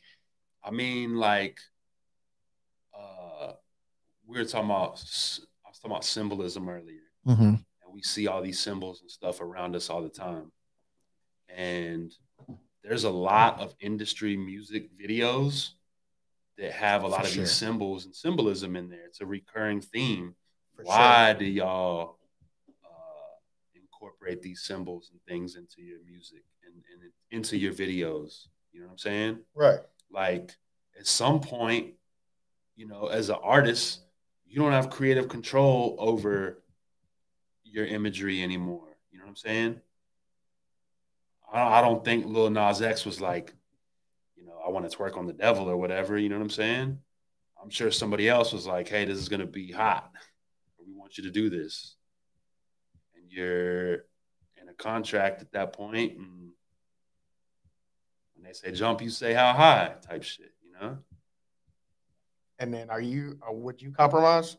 Not even on some like gay shit, but just like, I mean, like we have a stance on where we're at the time on certain things. You know what I'm saying? Somebody in a happy marriage might say, I would never cheat on my wife. $1 million. Well, not even just throwing the money into it. You know what I'm saying? 10 years down the road, you have a kid. Your job is stressing you out. Your wife doesn't love you or give you the same attention that she used to. You know what I'm saying? Yeah. You still love her, but things are different 10 years down the road or whatever. Right. So maybe you meet an amazing person and initially you're just like, I wouldn't fuck them, but like, damn, this woman is amazing. and your wife says that one thing, and you're like, man, I'm gonna hit shorty up and just take her out. I want to get my mind off of this shit is so crazy. You know what I'm saying? And then you have a blast, and it's like, so basically, never say never. I mean, I think that, you know, possibly sometimes we can speak things into existence, or possibly even like reinforce, you know, whatever our belief is. We can put our foot down on certain things and say, I would never do that. Right. And you believe that to such a point in your being to where like you establish that reality. I will never, you know, fuck over my people or whatever. You know what I'm saying? And that's 100%. I put my foot down now. I would never, ever do that. But until the situation actually occurs and you see what's actually happened, you can't. So with some of these Hollywood contracts or industry contracts or whatever. All right. The language is so convoluted. Right. If you don't have a lawyer or somebody that has your best interest in mind when you're navigating through some of these contracts, I think that unknowingly you could possibly agree to certain things that would now start dividing your energy or your focus. You didn't even realize you agreed to this. Right. You know what I'm saying? And it could be something as simple as like doing back-to-back shows every night. You got to rest. You got to recharge as an artist. And they don't care. They just want them dollar bills. It's about the bread. Dollar you know what I'm bills. saying? So now it's like, oh, you agreed to perform on a tour every night back-to-back for a month with no rest. You're hitting different cities. You're partying a little bit. Now you're breaking down your defenses and shit like that. Elvis Presley, but go ahead. And like now you may act out in a way that you didn't even expect. You know what I'm saying?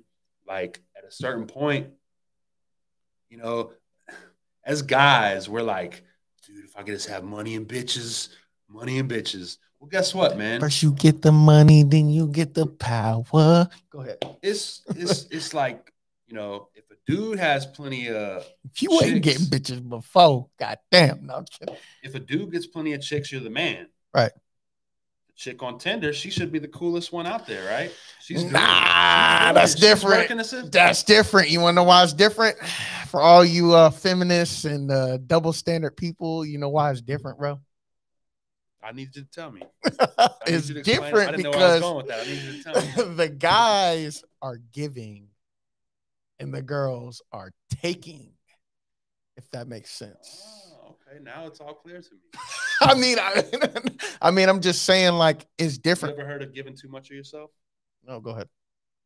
You've heard that before. Oh, yeah. But yes, like to someone else, yes. Yeah.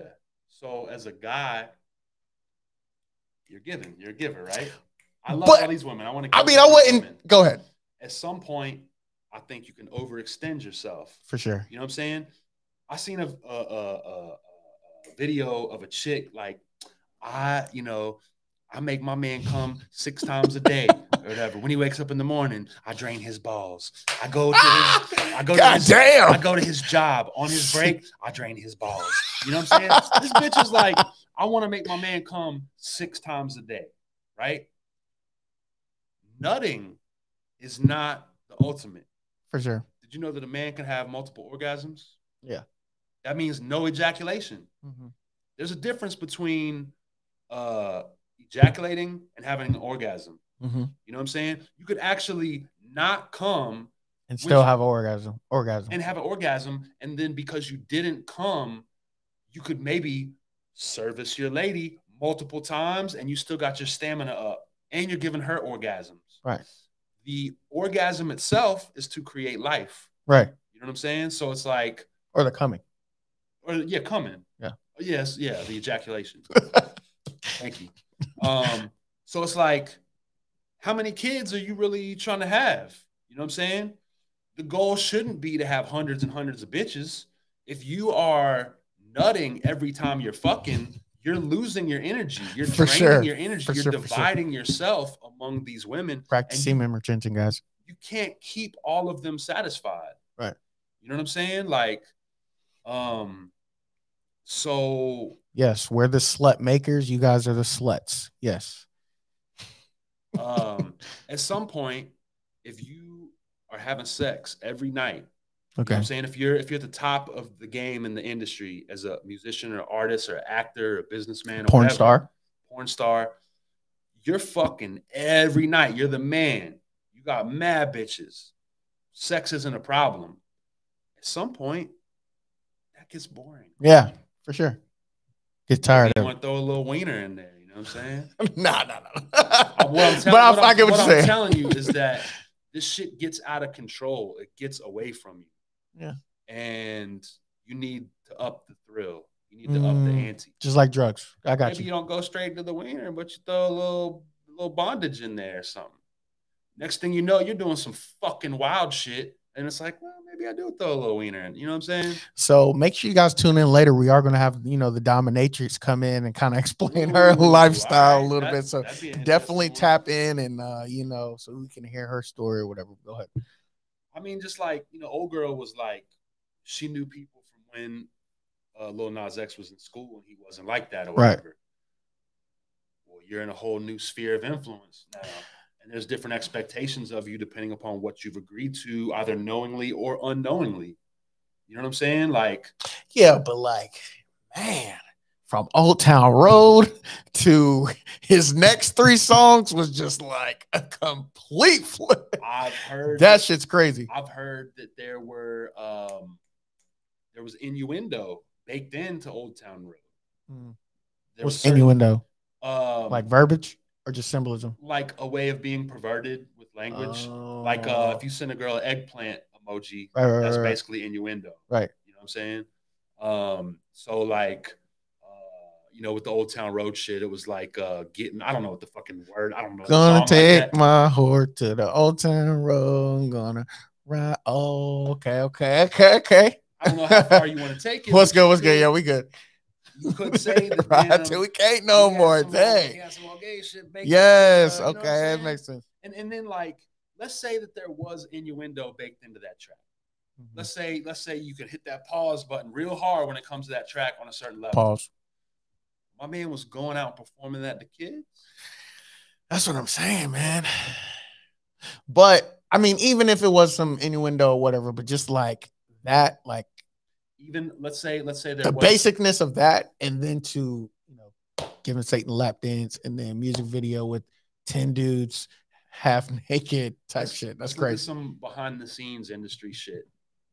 Let's say that there's no morals or no fucks given in the industry when it comes to like what sort of influence you're putting out there to kids, or you want to corrupt the youth. Right. You know what I'm saying? It's in your best benefit. Let's say Old Town Road was a strictly on the up and up song, and it was just a country song. It's a positive joint.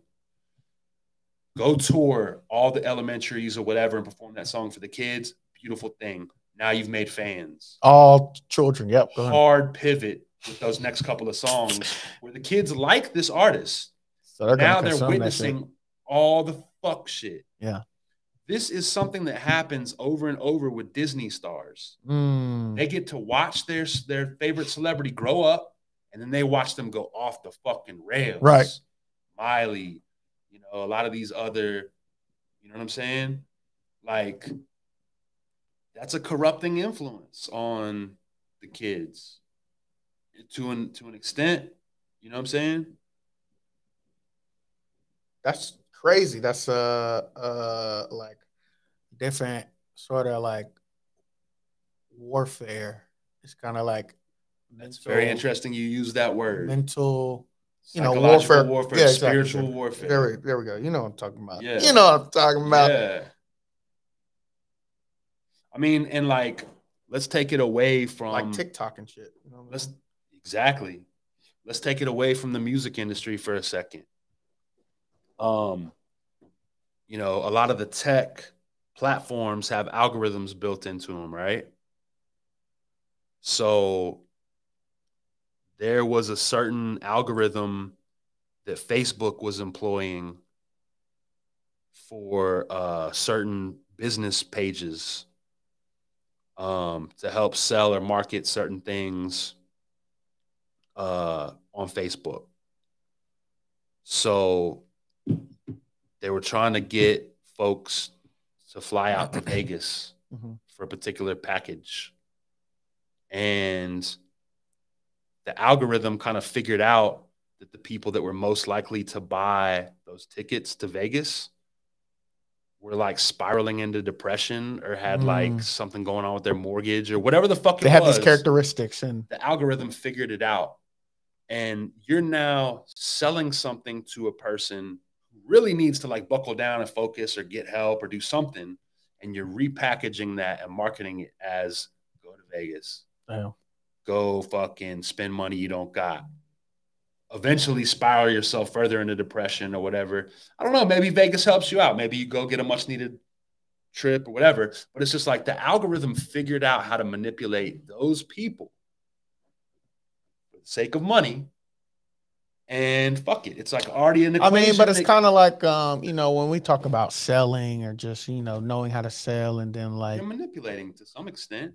What I'm saying is kind of like, so if it's a numbers game at the end of the day. So if I am the algorithm or, you know, the ad or whatever, if I see that these type of people that I'm getting, that my success, that I'm getting more sales with these type of people or people that have these things, then I'm going to keep selling to them. It's like, even if it's not like, you know, they're depressed or whatever the case may be. You know what I'm saying? I feel like within super big industries, they get big enough where they figure out how to manipulate their base to continue to ramp up those sales. Look at Big Tobacco. Man, them motherfuckers were playing damn hide and seek with all the information forever. Right. You know what I'm saying? Like, they started spraying the tobacco with chemicals and do certain things to make it more addictive. For sure. You know, it's like all of these industries do this shit. All of them. For sure. They figure out how to manipulate the game. And if it means taking advantage of some people. Yeah, we're going to kill founder cash apps to keep control. Right. I get you. That's, you know, I was being sarcastic, but like for real. You know, that's how it goes. He's like, no words. Hey. So look, man. Did you get to draw anything like in that time? I kind of just pulled you away from it. No, you're cool. I mean, like, because that was like a good 45 minutes, 20, 30 minutes. Maybe 20 to 30 minutes of sketching. Let's see what you got done. Man, I fucking way off. Like, why you say it's way off? Because I've kind of realized with my style, like, I'll try to do a quick version of like getting the detail, but then it's all about the fine tuning, like going back through and like doing small manipulations to like really capture the likeness. But this shit is hard though. Like, this is some shit I would see like in a museum type shit. Your style, you know what I'm saying? I started like, so maybe if I was doing a little bit different, like color combo, I could have maybe worked a little faster. But That's crazy. You did that on the tablet? I recently just started doing, like, I was watching a dude on YouTube talk about how to blend and layer up colors. So, like, I've been doing faint layers of color and building them up. And I'm still not very good with this style and how to, like, put the layers in properly. So you can see, like, it's lighter under your nose and stuff like that. I meant to do that on a different layer. But I'll be like doing shortcuts and cheating because I'm still trying to figure it out. Right. So like if I had done it maybe on like a different layer, I could have blended those light areas in better. But like, I mean, this whole style is new to me. So like I haven't been doing a lot of that blending like that. This dude is the first time where I've like. Damn. How long did that take? I know that took a while. I'm not sure. I know that took a while, bro. But like I got blues and greens and reds in his face, and then I blended them all to get that look. And so I was trying to do a similar thing with your. In here, are you able to switch from whether I wanted to, I guess, look like a pen, what a pen would give you versus a pencil? Yeah, they got all kinds of like ink, paintbrush, calligraphy joint, spray paint. So there's all different kinds of they call them brushes that you can use that simulate what that particular tool would look like. That's fire. Yeah. So yeah, man, I hope to have got a little more accomplished, and I probably I mean that's cool. I probably could stick around for a little while, but I do have a I don't know how well y'all can see that. It's still a work in progress there. But I do have a meeting at 4:30, so I think I need to dip out. Yeah, I was gonna try to keep at it even after my little interview portion or whatever. Yeah, man. We got into it, man. Them topics. We definitely did, man. I'll be clipping some of this and posting you and tagging it. So okay. All right. Where can they find you? Where can they find your music? Where can they find your artwork? So my new 5-song project, Frank Lloyd Wright, is out now, and it's on all digital platforms. Frank space Lloyd, LLOYD space Wright, WRITE is the project. Iltac is my MC name. Iltac. So you can find. I want to get your opinion on something too after you're done. All right. So Iltac on all platforms.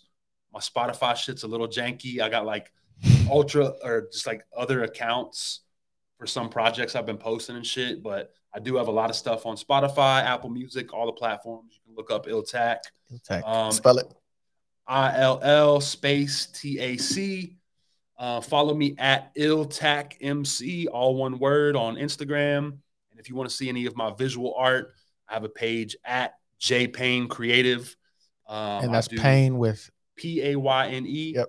J.Payne Creative, all one word. J, just the letter, not J-Y. Letter J, Payne Creative. I do murals. I do graphic work. I'll hand paint T-shirts.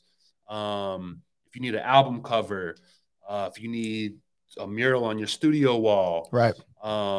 Custom canvas, all of that. You know what I'm saying?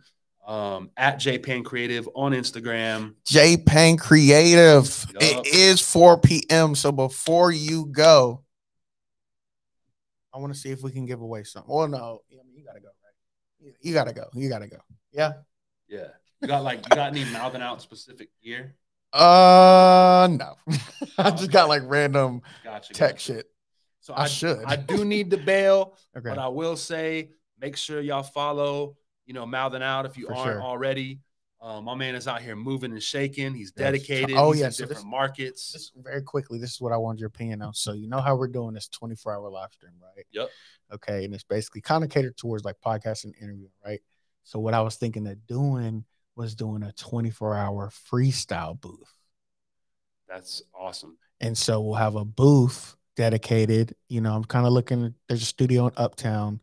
It'll be open 24/7, pre-registered artists. They come through all day. We'll be live set up like this, but there'll be a separate booth.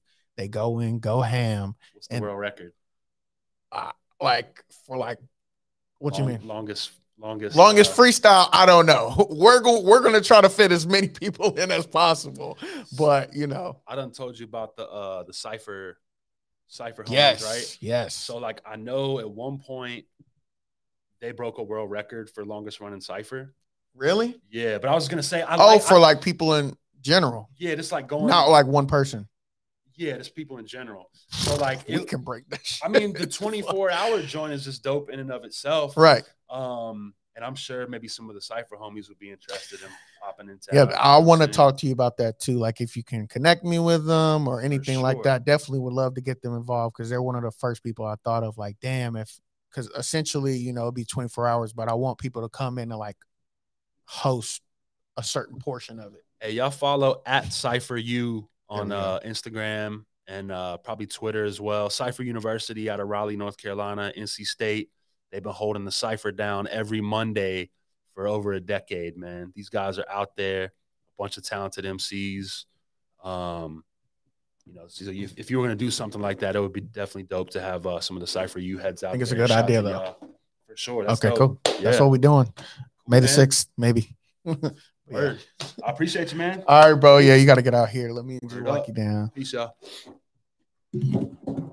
Want anything?